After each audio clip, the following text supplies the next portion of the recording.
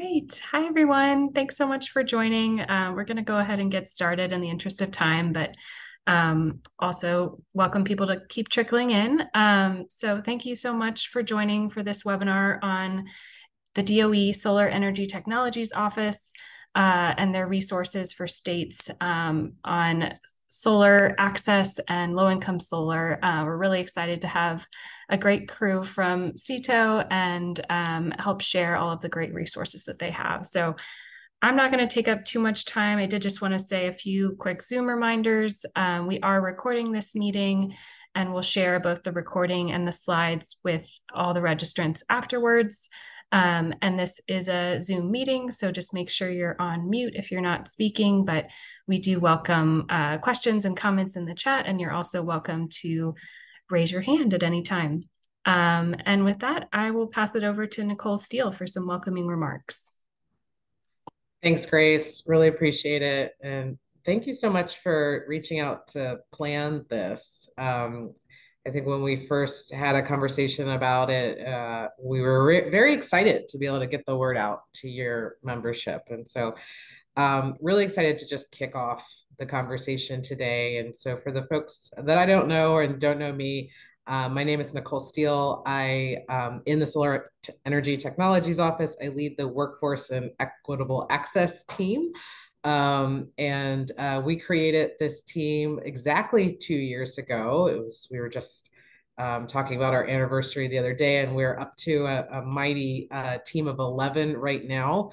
But we do all things that make solar more accessible, including financing, access to financing, and ensuring that solar deployment really truly brings benefits to states and communities.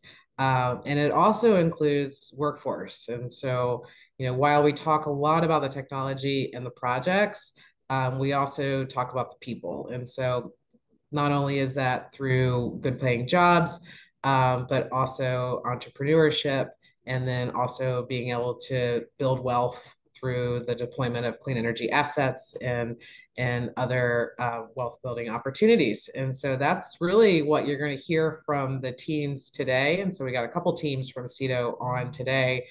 Not only do I lead the WEA team, the Workforce and Equitable Access team, I've had the opportunity to detail over to the EPA over the last 6+ months, and supported the Greenhouse Gas Reduction Fund team over there and helped draft those 3 open competitions that are due on October 12th. So I know that timeline is coming up very, very quickly, but really my baby was the Solar for All competition. I'm sure a number of you folks probably saw me doing some webinars around that. But really want to make sure that we're aligning a lot of the resources that we are providing with the Solar for All program.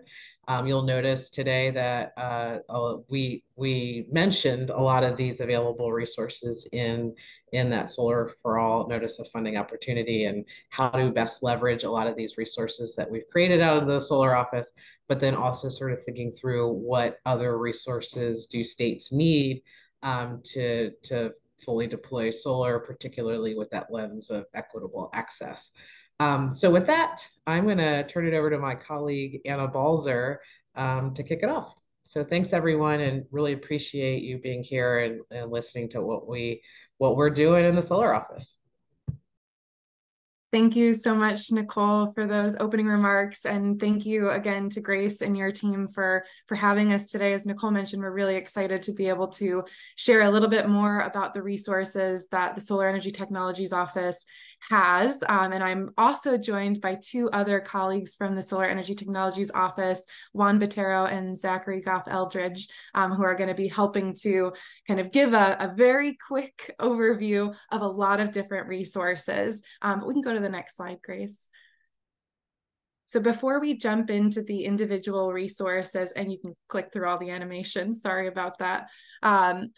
I would just want to kind of ground us in the CEDO mission space. So CEDO works on accelerating solar deployment generally, and we're very aware that states are leading the charge on creating environments where solar can be developed rapidly. And we, as Nicole mentioned, are really thinking about like meeting those deployment goals while we're ensuring that solar can be accessed equitably and that it also creates high quality family sustaining jobs along the way. Let's go to the next slide. So as I mentioned today, we have a couple of goals for this conversation. We really want to be able to support your efforts in deploying solar and want to provide sort of a fairly comprehensive suite of solar resources from CEDO to help you be successful in meeting your deployment goals. As I mentioned, there's going to be quite a few resources, so we've organized them into a couple of categories today. One really focused on analyzing the solar capacity in your state and addressing some of the planning challenges for solar. Another that are focused on supporting more rapid and community-focused siting, permitting, and interconnection. Another focused on tools and guides for creating policy and regulatory environments that enable more solar deployment. And then another category of ensuring that you have the resources to help everyone participate in the meaningful benefits that solar provides. So I just want to state up front, because there are going to be a lot of resources, we will make this full deck available to you, and all the resources that we mentioned throughout the deck are linked on the final pages, along with Juan, Zach, and my contact information if you do want to follow up on any of the resources we mentioned. So we can go to the next slide. So at the federal level, we're working towards very ambitious targets for transitioning to clean energy, including a 100% carbon pollution-free electric grid by 2035 and a net zero economy by 2050, all while ensuring that 40% at least of these benefits flow to disadvantaged and historically excluded communities. We'll go to the next slide. And solar plays a really important role in achieving those overall clean energy goals. To meet the solar share of that overall clean energy deployment goal, we'll have to deploy 1,000 gigawatts of solar by 2035 and 1,600 gigawatts of solar by 2050. And I just checked in with a few of my team members before this call, and right now across the US, we're at about 124 gigawatts with projections to be about 144 by the end of the year. So some real opportunities for growing to meet this demand for solar in the next few years. So you can go to the next slide. So knowing that we have these really ambitious goals and these targets that are just a few years in the future, this administration is really leaning in and taking historic actions to enable solar deployment and clean energy deployment generally.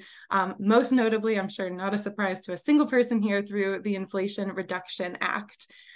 So we can go to the next animation.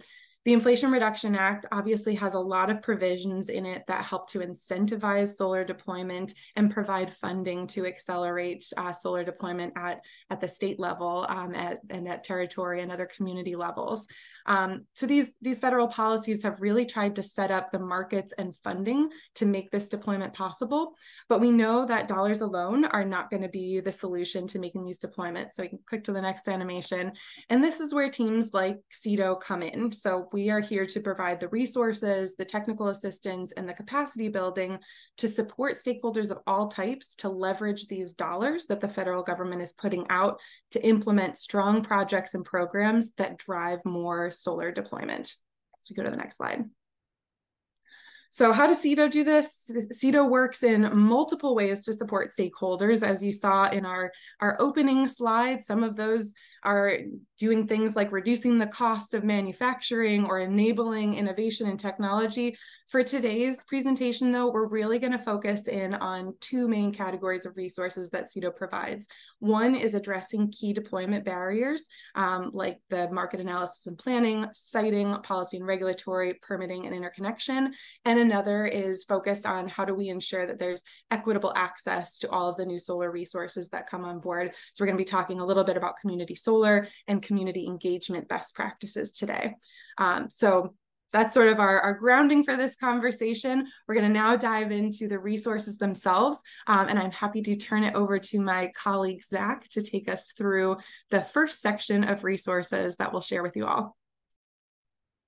Thanks so much, Anna. So this first set of resources is all about kind of analysis and planning. So making sure that you have the data and tools you need to make the kind of energy decisions you're facing on a day-to-day basis to help others do so as well.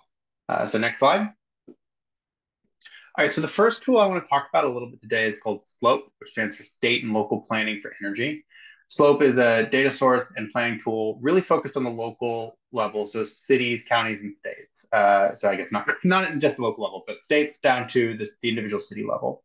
And it really has a couple different areas to it. So one thing is the data viewer. So it pulls in all these different data sets that NREL produces or that our national labs, that other government sources produce, and allows you to see things like the total technical potential for solar in your area, the total amount of energy efficiency you could have, projections for under different future scenarios of what demands you might see in certain areas.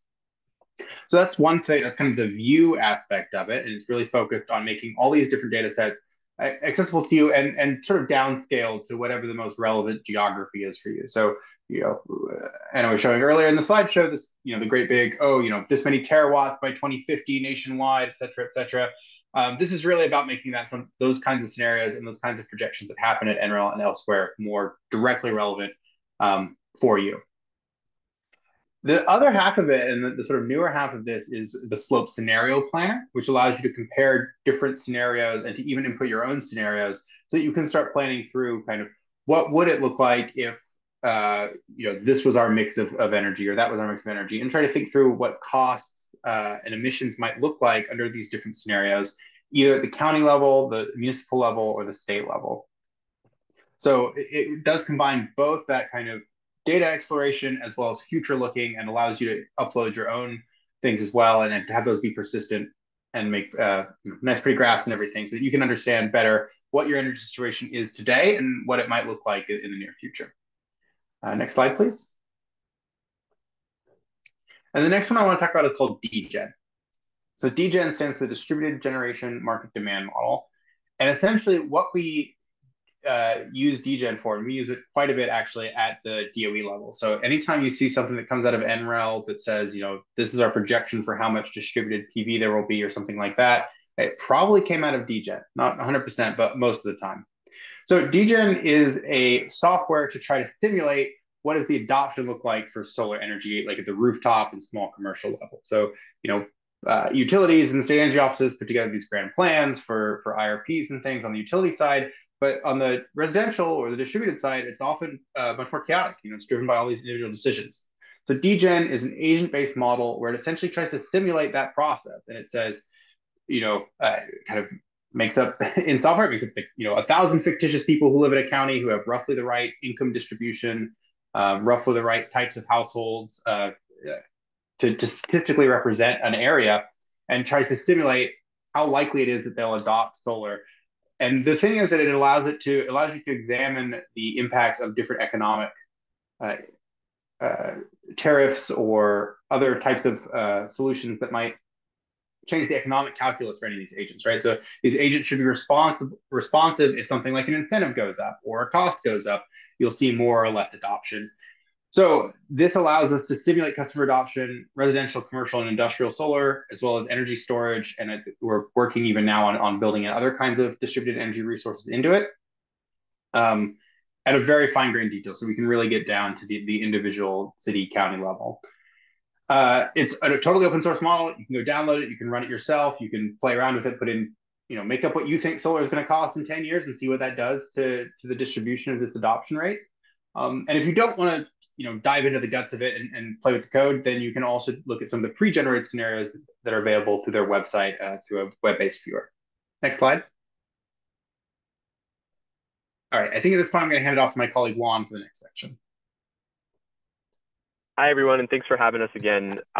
Next slide, we're going to move on because there's lots and lots of slides to go through here in the next 45 minutes, and want to make sure you guys are benefiting from most of it. So I'm going to talk about siting, permitting, and interconnection. So as as Anna was alluding to, some of these barriers for deployment. And the first one I get to talk about here is one of our newest programs that we just announced. It's called RSTEP, or Renewable Energy Siting Through Technical Engagement and Planning. And the goal here is to really tackle the planning, site, and siting processes and outcomes for large-scale renewable energy facilities, right? So large-scale solar, but this is also a collaboration with the wind office. We're looking at large-scale solar and wind, and the siting and permitting for these large facilities, collaboratively across ERE, which is really exciting. The challenge that we heard from a lot of you actually through our stakeholder engagement processes is that state and local governments that have the authority to permit projects are lacking sufficient resources, whether that be just time and staff, but also expertise and just funding and available resources to really make these permitting and siting decisions, these planning decisions, in a way that's fully informed and really inclusive of the needs of host communities, right? So we know siting decisions are hyper-local. They come down to the community that's hosting these facilities. But the processes to go through engaging those communities, understanding their needs, but also understanding all the different topics that come into siting decisions, like zoning and planning decisions, mitigating environmental impacts, community opposition and concerns. Those are all so scattered and so wide that there just isn't a ton of capacity to tackle them at that permitting authority. And as the map shows on the right, we all know that that permitting authority varies from state to state. Sometimes it is at the state level, and a lot of the times it's at the local level, right? And so what we're hoping to do through this program is to provide both funding and technical assistance to new collaboratives at the state level. So initiatives that consist of organizations that want to work together, and those organizations really should be whoever is best suited to lead this type of work at each state, which will vary extensively, right? But one group of individuals or organizations that is critically at the heart of this, we would argue, are state energy offices, and that's why we really wanted to highlight this here, because you all are a trusted source of information for a lot of these local communities, a lot of these local governments when it comes to these topics. And even when the state energy office doesn't have any role in siting or permitting, they can serve as that resource. And so participating in these collaboratives could be a great opportunity to really expand capacity across the state. So the funding opportunity is currently open and it closes on November 3rd. This is not a typical flow that you maybe are used to hearing from us. It's through a new process, and when you get the slide, you can go learn more about it at this link at the bottom. But there are $10 million available for approximately 5 to 7 collaboratives. So we're hoping to fund approximately 5 to 7 states. And the hope is that those collaboratives that apply are going to be able to really build programs that go down to the local level, to lend that technical assistance at the local level, to build that capacity on how to plan proactively for future deployment of these large-scale renewable energy facilities, how to make permitting decisions, and really inform siting practices across the board. The hope is that this program is also going to grow into kind of the go-to program where these resources can actually be shared more broadly. So even if you aren't awarded or selected under this program, stay tuned to RSTEP, because as these collaboratives start generating a lot of these resources and products that they work on, we're going to share them, we're going to highlight them, we're going to make sure that others across the country can leverage them, and that we are improving siting and permitting practices across the country. Next slide.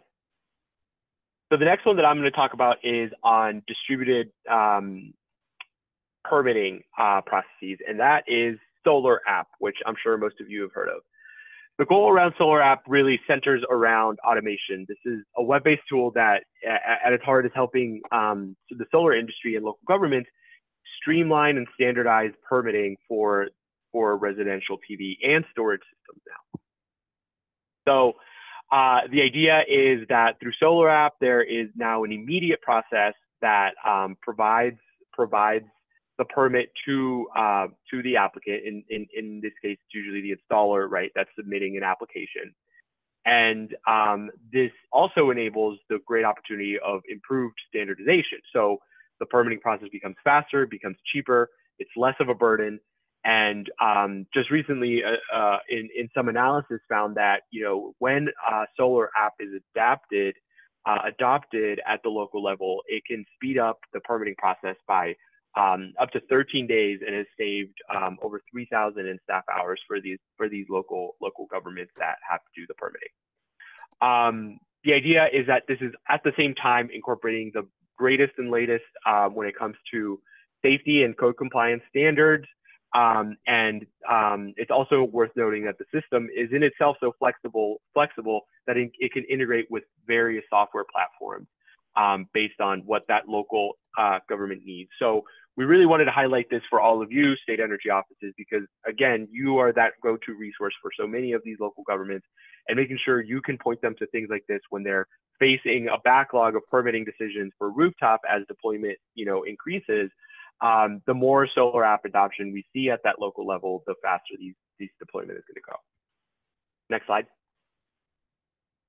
So the last one I'm going to talk about here is on another massive barrier that we are all too familiar with, and that's, of course, interconnection. So the Interconnection Innovation Exchange, or I2X as we like to call it, has the mission of enabling simpler, faster, and fairer interconnection processes, both for distributed interconnection, or on the distribution lines, as well as on large scale solar facilities and wind facilities interconnection on transmission lines.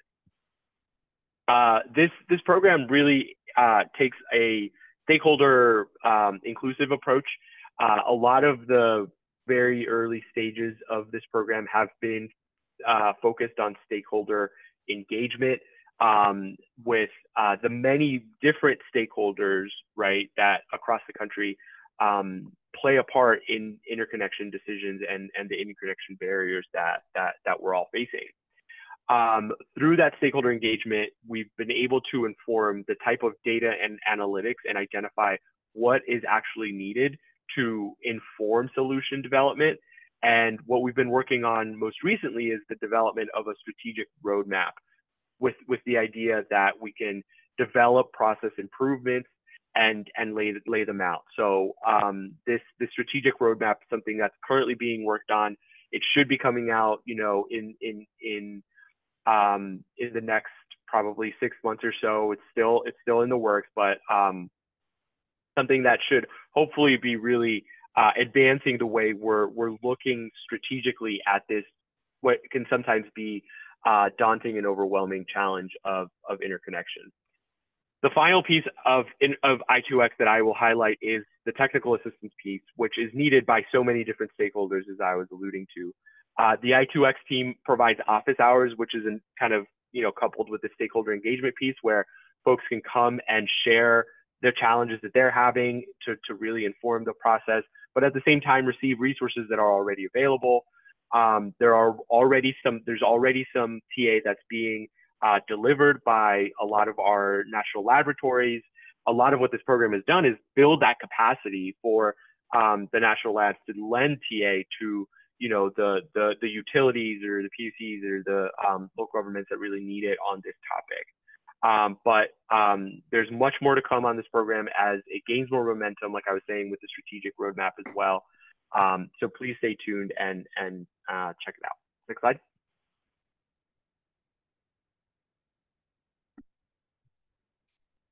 All right, I think this is coming back to me.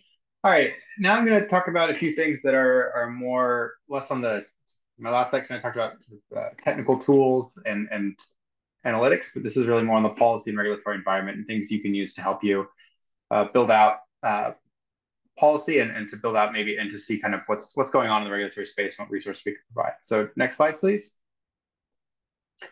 All right, so one of our biggest tools in this space is SolSmart. SolSmart is a national recognition and TA program that helps local governments streamline processes and make it easier for people to get solar in their communities.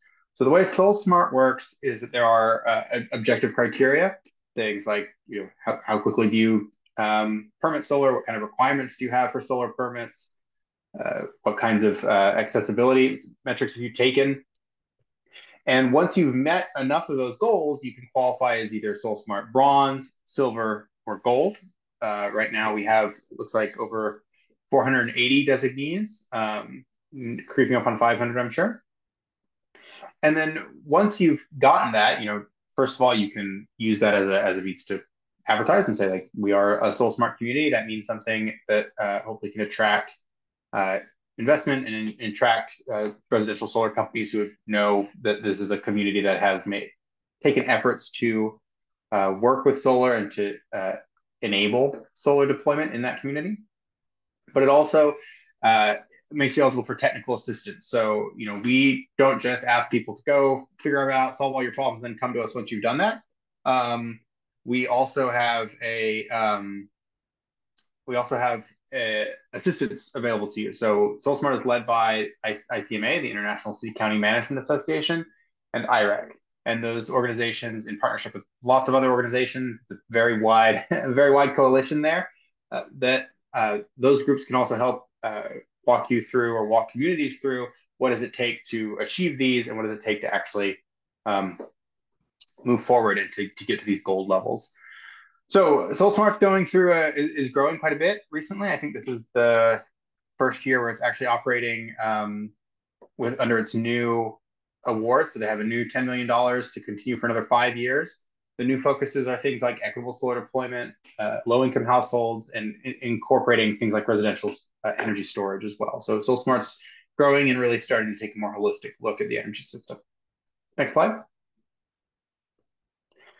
This is the Solar Power in Your Community Guidebook. So the Solar Power in Your Community Guidebook is really meant to be a tour of all different things that can be used. So we really try to write this with the user in mind, that user being someone who is at the state or local government area, and who, maybe your community or your state has strong renewable power goals or solar deployment goals, and you want to figure out how do you maximize those benefits and really get those projects moving.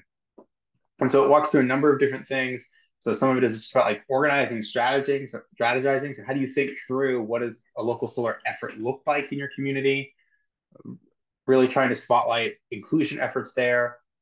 Thinking through what does it take to make the solar available and affordable, not just build it at any cost, but how do you make it something that people can access? Walk you through what types of local policies and processes might be involved in deploying a sort of comprehensive solar plan.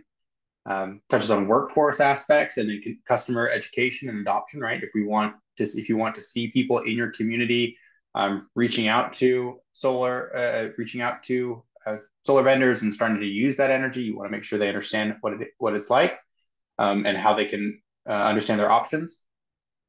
There's another chapter that's another spotlight on racial equity in solar adoption. And then finally, a chapter that's really looking at local land and buildings and trying to understand what your opportunities might be, how you can go about identifying which places might be good options for solar in terms of what buildings are best supporting it. You can also see, I think, in the little graphic, some options that might be a little bit more innovative, like solar in a carport there in the center. And then in the bottom right, you can see some solar deployed alongside farming activities or even floating in reservoirs or the like. Next slide, please. And then finally, I want to talk about Solar at Scale, which is a guidebook for developing solar that's really focused at local government. So, and let me explain how this is different from the last guidebook I talked about, right? So Solar in Your Community is really trying to walk you through from square one, like how do you go about thinking through and strategizing solar energy deployment in your area. Solar at Scale is much more focused on the permitting and zoning challenges that might come up when you're looking at large scale solar. So not focused on rooftop, not focused on distributed solar, but really thinking about what kinds of challenges might you face. And so it's designed modularly. So there's a guidebook. There's also I think a series of videos as well. And it really starts you all the way from figuring out, like, what are you going to call large scale solar deployment? Because different states or different localities have made different choices about where they draw that line. It helps you understand what the market looks like so that you can get a handle on what the developers often kind of counterparty in these discussions. It's important to understand what the market is like so you can understand what's driving their behavior. Then talks through methods you can use for community planning, for preemptively zoning, for large-scale solar development, so that one way or another you're having made these decisions before someone comes to you with a project, so you know for sure what it is that your community wants to allow or disallow. It then talks through a little bit about how you might differentiate between different types of land uses and how you might improve that kind of land selection, where you might host these, and just in general, how can you maximize success? So whether you're talking about community benefits, or ecological benefits, or other kinds of benefits of the solar process, solar at scale. This is also a project, by the way, through ICMA. Solar at scale is a resource that you could turn to, and a set of trainings. They do a lot of trainings at conferences and workshops, for instance, that you can turn to help understand what that kind of local policy land use process might look like. Next slide, or I think that might be it. Yeah. Thank you. Great. Thank you, Zach. So we have one more category of resources. Again, we recognize this is a lot of resources coming all at you at once. We will have some time for questions after this section. So if you have those, please get those ready. But we want to talk about equitable access. And I think as Zach and Juan were explaining the other resources that CEDO provides, it's clear that equity and access are baked into everything that the Solar Energy Technologies Office does, and that really is a part of this Justice 40 initiative, delivering at least 40% of those benefits to disadvantaged communities from clean energy. And there are some programs and resources within the Solar Energy Technologies Office that are exclusively focused on equity and really start with equity at the center of those programs. So I'm going to spend a little bit of time kind of framing up that conversation and then sharing a few of the resources really dedicated at driving more equitable access to the benefits of solar. So you can go to the next slide, Grace. So kind of lay of the land. Right now, we've done some studies with the National Renewable Energy Labs, and we've learned that nearly half of all the households and businesses in the US are not able to access solar in a more traditional way. And by that, we mean rooftop solar. So they're unable to install a rooftop system on their own roof. When we were looking at those numbers, we were putting in three categories there. So we were looking at, does the roof have enough sunlight to have a solar system make sense, generate enough energy? Is there enough space on the roof for a solar system? And then does the occupant of that building, whether it's a house or business, actually own the roof or have tenancy and are not a renter in that space? And just looking at those three factors, we know that 50%, nearly half, cannot access rooftop solar. If we were to add in additional elements there, so thinking about financing, who has the upfront capital to be able to invest in these systems, we know that number would just go up. So this is sort of the lay of the land that we're at, where rooftop solar alone is not going to ensure equitable access. So we go to the next slide. So one of the primary focuses of this administration when we're thinking about driving more equitable access is community solar. And community solar, as defined by the Department of Energy, we take an intentionally very broad view of community solar, is any project or purchasing program where the benefits from one array or one installation are flowing to multiple customers. And we are really laser focused on that idea of the benefits, recognizing that those benefits may not always show up on a bill, they may not always be financial, but we want to be able to ensure that benefits are able to be passed along to community members who can't access rooftop solar. So typically when we're looking at community solar, there is a subscription element. So different members of a community might subscribe to a portion of an array, and typically they are those subscriptions are valued on their electricity bills, so they're receiving a discount on their electricity bills or a reduced electricity bill because of their participation, which is typically the main benefit folks are thinking of when they think of engaging in solar or community solar. But it's not the only benefit. So there are other meaningful benefits, such as providing access for low-income households, and not just access, but real consumer benefits, and ensuring that their participation in these programs are guaranteed to provide benefits and not put them at risk. We talked about the electric bill savings, also resilience, so opportunities to drive more resilient grids by having more distributed generation, but also have resilience resource hubs or things like that.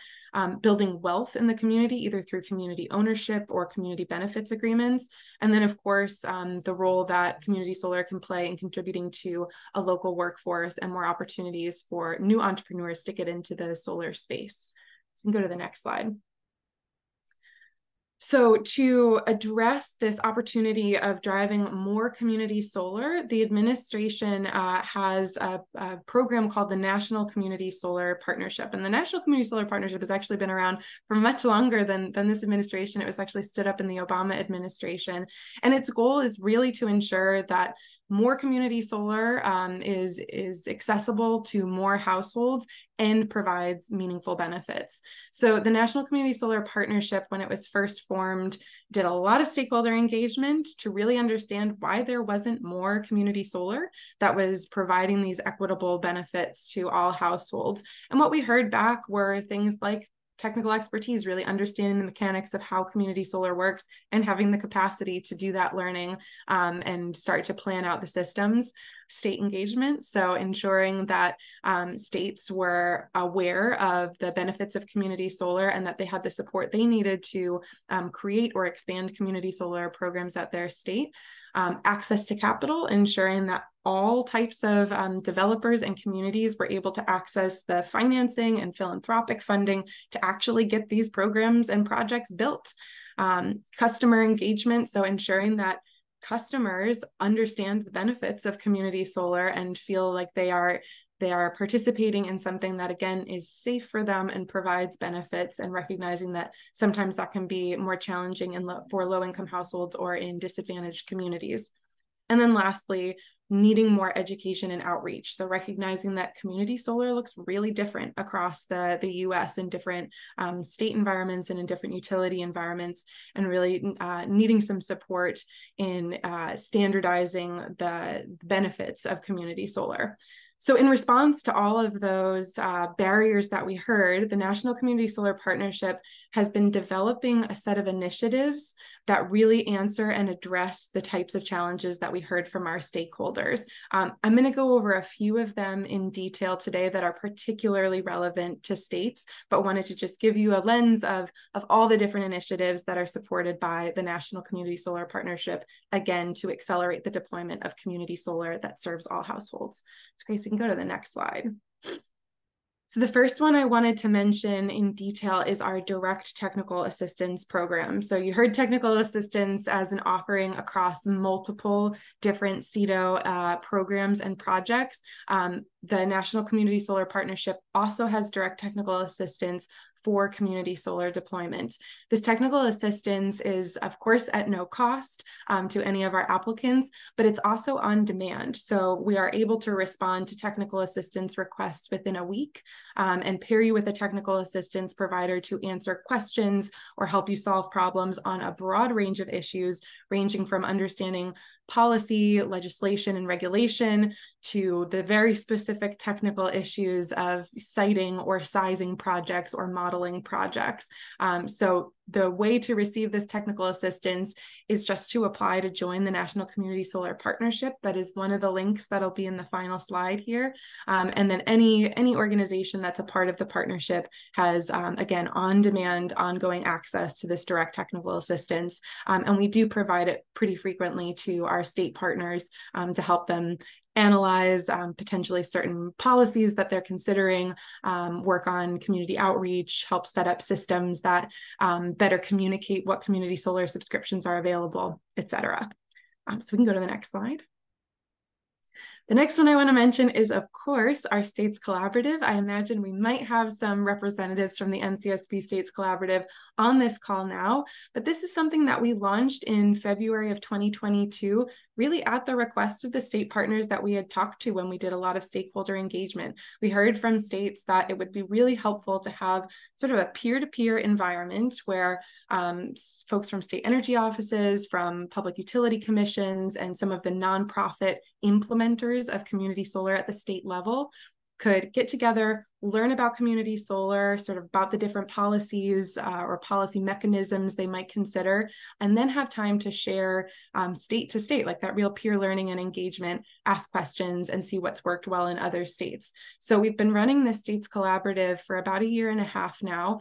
We have 17 states and territories that are what we call official participants, which means that they are publicly participating. They're demonstrated on this map, and they are involved in an action planning process every year.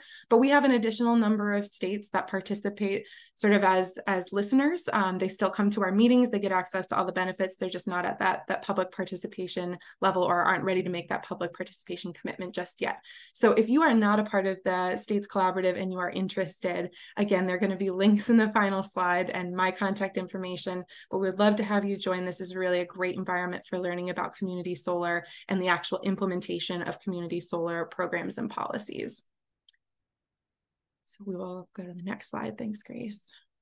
Okay, the last resource from the National Community Solar Partnership I wanted to be sure to mention is the Low Income Clean Energy Connector. So this is a newer resource that we are still in the process of building and piloting right now, but the idea is to create a digital tool, so an online environment that will help make community solar that has verified savings and the appropriate consumer protections more accessible to low-income households, specifically looking at households that are participating in government-run low-income support programs like the Low-Income Home Energy Assistance Program or LIHEAP.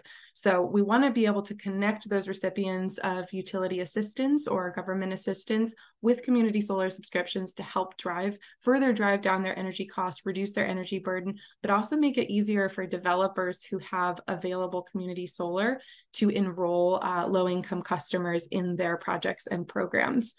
So we're piloting this program in a number of states right now. So Illinois, New Mexico, and the District of Columbia are participating in the pilot with the support of 3 additional partner states, New York, New Jersey, and Colorado. And they are beta testing this digital tool that we are developing this fall and into next spring. And then beginning next year, our plan is to have our partner states who have been advising along the way start participating and begin to open this up to other states. So again, really want this to be a tool to help connect low-income households with community solar subscriptions. I think I have a couple more slides on this one. So just to dive a little bit more deeply into this, how does the connector work? So the first step is that the community solar office or the program administrator of the community solar program and the LIHEAP office will verify that the subscription managers or the community solar developers that are on the platform have met those requirements, so guaranteed savings and the appropriate consumer protections. Then after they've been verified, the local LIHEAP administrators are going to work to receive consent from participating households to actually enroll in those community solar projects, and they will securely upload just the information that's needed to allow them to subscribe to those available community solar projects. The subscription managers on an ongoing basis will be able to upload their available subscriptions, again, ensuring that they have guaranteed savings and the right consumer protections. And then they'll actually be matched with interested households and will be able to contact them within a secured environment to enroll them in that subscription. The subscription managers are going to help fund this ecosystem by paying the local LIHEAP administrators for the time and effort that they are generating or using to support enrolling households.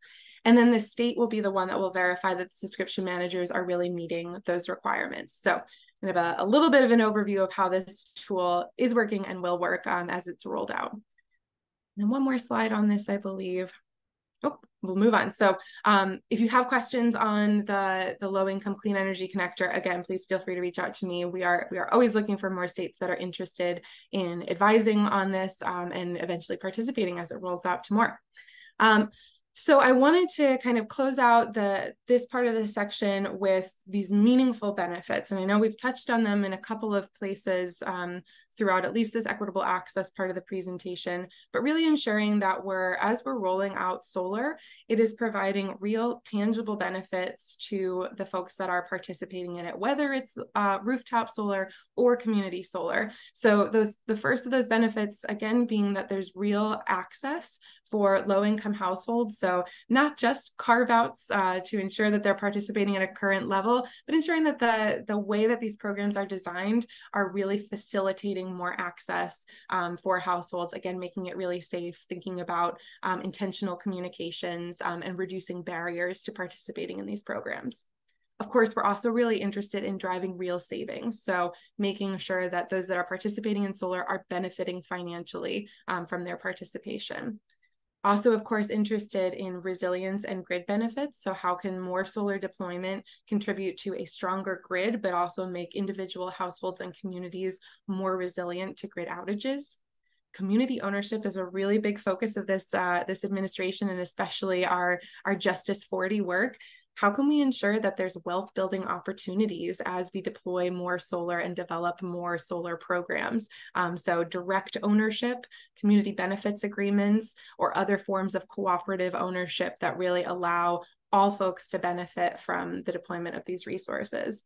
And then, of course, a really strong priority of this administration is ensuring that there are high quality, family sustaining jobs that are created, and that those are accessible, and there are pathways to employment for all community members. And I have one more slide. So we have just one more in here. So the meaningful benefits are language that we use at CEDO, but you'll see them in other places, including in the Solar for All application.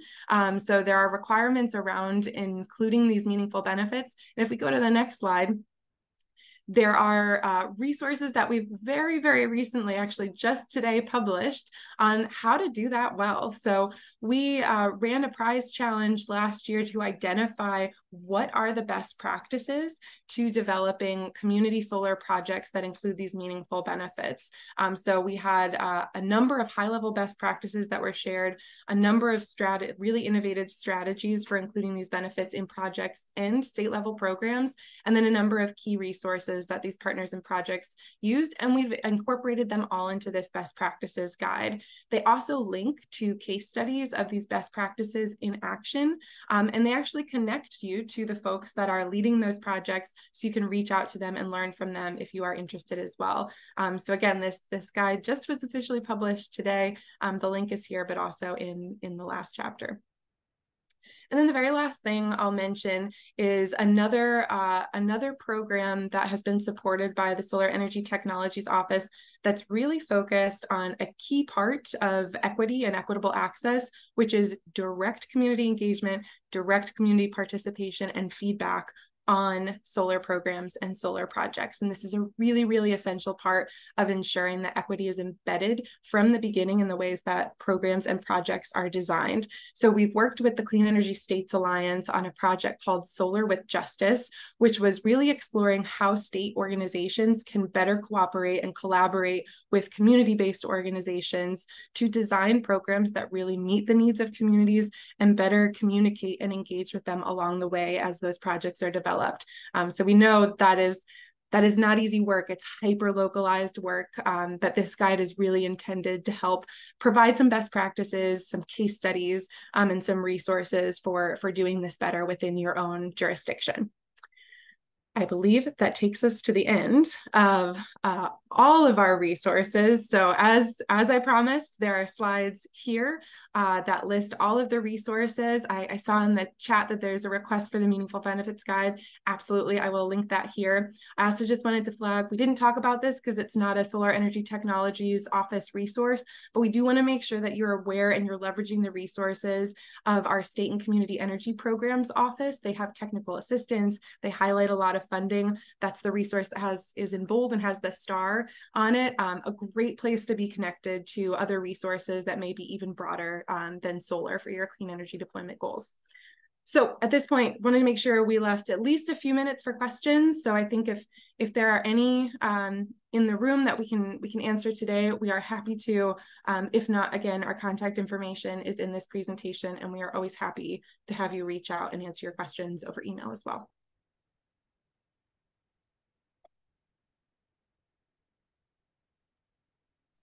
Thank you so much, Anna and Juan and Zach. I'll open the floor. If anyone has any questions, feel free to raise your hand or chime in the chat.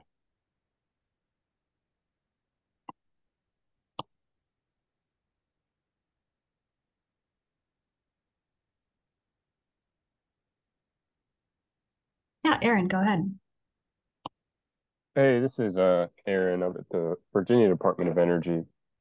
One of the things that we've seen a lot, and I don't know if you saw the Times Magazine article from a couple days ago around struggles with like rooftop solar scams and consumer protection. And we get a lot of calls to our office with people that are just struggling with systems that are broken or just struggling to make a decision around, is a solar installer legitimate? And just curious, like what kind of resources, and maybe that's outside of DOE and at like the Trade Commission, but just curious, like what kind of resources you had there. Absolutely. Well, I can jump in first and then happy to pass to Zach or Juan if you have other resources from at least the community solar perspective, but I think a lot of this will be more broadly applicable. We're working with the National Consumers Law Center on developing a set of consumer protections best practices, so sort of a checklist of consumer protections that could and should be included in strong solar offerings, or at least strong community solar offerings. We expect that to be released sometime before the end of this year, and to be a resource to help states and other jurisdictions navigate how they can ensure or require consumer protections in their own programming. Zach or Juan, I don't know if you have any others that you can share. Well, I will say I don't have a good link right on hand, but I do think we do have some good things on our website. So maybe we can try to push those out to people afterwards, because there's a lot of our comms team does a lot of good work putting together blog posts and info sheets on our website. I also say this is really new, but we have just started a new project at the National Renewable Energy Laboratory to do some studies on predatory solar practices like misleading loan terms and things like that. So we're hoping to have some outputs for that soon. That's through one of our programs called Just in Time, where we do kind of small projects that are meant to be done quickly. Quickly in this case means like in the 12 to 18 month range. So I don't have anything for you right now, but we are hearing that, I think, more and more from people and trying to respond to that need. Yeah, Aaron, and through that project that Zach was just alluding to, we've been talking to the folks at NREL. They're hoping to really have some strong listening components, stakeholder engagement components with local communities. So if you're interested, there may be opportunity for connections there to actually talk to some folks in Virginia about what they're hearing, what they're experiencing, because that project is very much building in that local level, information gathering to inform what kind of resources are going to get developed. But at the same time, there are some resources out there. Some of them are getting outdated, which is part of the interest in doing this project with NREL. I know that SEIA has a couple of materials on their website. Of course, I mean, that's coming from an industry perspective. So maybe, you view it differently in terms of what the consumers need, but they do have some good guidance, and at least some materials that can be referenced there. And then this is something that's been coming up a lot through the SEIN program. I know that similarly, I don't think we have any resource to share, but I think there may be some other work going on through a project funded through there that's getting ready to wrap up soon. So it's certainly something we're working on, and it's not, outside of our scope. And we did see the article, and it certainly made a splash and something that we're paying a lot of attention to. Great question. Thanks, Aaron. And I'm happy to relay those links or resources in the follow-up, or once the NCLC report comes out later this year. Any other questions?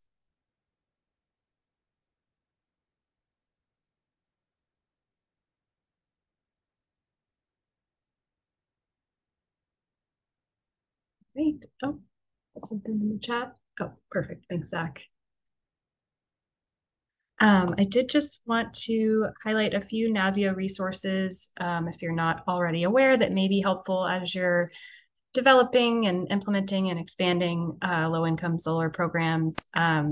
We are having some planned discussions on Solar for All and next steps during the regional meetings, which are going to be states only at our annual meeting in Portland.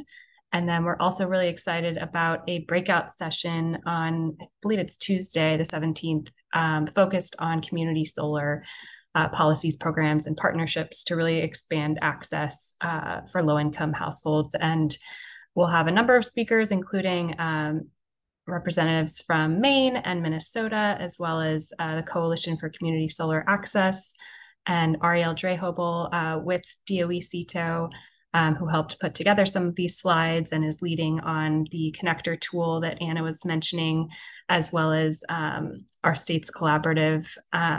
So definitely attend those if you're able. We're hoping it'll be very discussion focused. So would love to hear your thoughts and questions there. And then if you're not already aware, NASIO and the National Energy Assistance Directors Association, or NEADA, co-facilitate an inclusive shared solar initiative with DC, Minnesota, and Wisconsin. And so through that work, we've put together some resources that may be helpful to you all as you're developing programs. The first is this landscape study and select community solar profiles. We also put out a short report through our work with NCSP on consolidated billing practices, and just has a nice summary of different state requirements and policies and key considerations as you're thinking through consolidated billing policies or requirements and working with utilities on that. And then finally, NASIO, NEADA, and the ISSI team are planning an in-person meeting in Madison, Wisconsin later this year, December 5th and 6th. It'll be a 1.5-day meeting where we bring together all of our state partners from Minnesota, Wisconsin, and DC who are part of the Inclusive Shared Solar Initiative, as well as financial providers. So it could be green banks, CDFIs, credit unions, traditional banks, philanthropists, and as well as tax experts and experts from DOE who've been involved in the Community Power Accelerator. And we are welcoming all state energy offices who are interested to join for this as well. So if you are interested in joining, it'll be a lot of discussions and good sessions on how to really expand community solar through creative financing structures. So feel free to reach out to myself or Sandy Fazeli if you're interested in that. And I think that's it from me. Any other questions that have come up from the group? I did have one just kind of random structural question from USDOE. I think we see like a lot of, at least I do, like a lot of creep with energy storage into my work and just overlap. And was just curious like how you all work from your side and how that is incorporated into your work.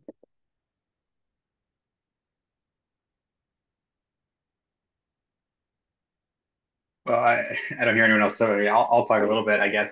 I think we've seen the same thing the last few years. DOE on the ERE side, we're kind of splitting these technology offices, right? There's solar technology office, wind technology office, etc. We don't have a storage technology office really.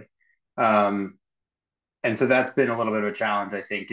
But I think the solar office has tried to step up a lot just because we see that as such a natural a joint technology that for at the utility scale, at the residential scale, at really all scales, to have storage integrated with solar. So there's something that's coming up a lot for us, and that we're trying to think through carefully in the same way that we think through other integrated technologies. We do a lot of work on power electronics and inverters because that's a necessary part of integrating solar.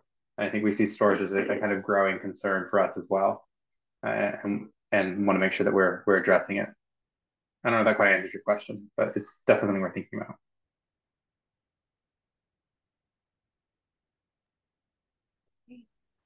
Thanks, Aaron. Thanks, Zach. All right, I think we are just about at time, but thank you all so much for tuning in, and thank you so much to the Solar Energy Technologies Office for sharing all of your great resources.